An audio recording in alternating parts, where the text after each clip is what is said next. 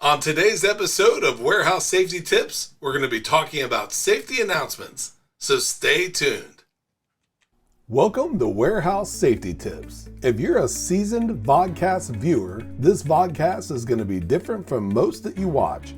It's based around exactly what the name implies, Warehouse Safety Tips. And since the people in this industry are busy, we know that time is money, so each episode will be as short and to the point as possible.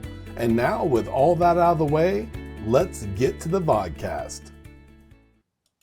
You might be staff, you might be maintenance, you could be management, or even a safety coordinator. But going through and making sure that your facility is as safe as possible is what you're looking and striving to do each day.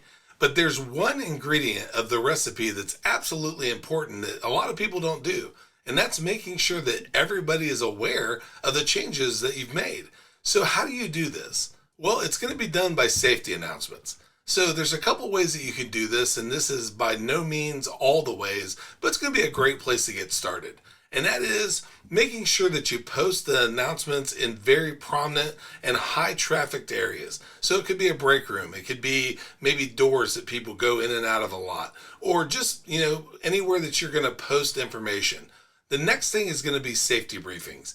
Anytime you have meetings in the mornings or afternoons or evenings at the beginning of a shift, make sure you make people aware of any changes that have been made, any new safety updates. The other thing is going to be regular safety meetings, but there's a very important part to that as well. You have to make sure that the information you talk about and you speak of is displayed in the areas that we're talking about. And the last thing, and certainly not least, is making sure that your staff reads, watches, or listens to something like this podcast. Hopefully this podcast. The reason that we do this is to make sure that we give you very small chunk, high-level bits of safety that you can keep safety top of mind with. And if we send you and your staff home safe at night after you've worked, then we've done our job. And that's exactly what we're striving for. So thank you for being part of another Warehouse Safety Tips, and we'll be back another time with another set of tips for you. But until then, here's a word from one of our sponsors. You want an organized workspace. You want a safe and efficient way to lay out your shop or warehouse. But it takes forever to mask and paint the floor lines, only to watch them fade and smear and have to do it all over again. The solution? Mighty Line Tape.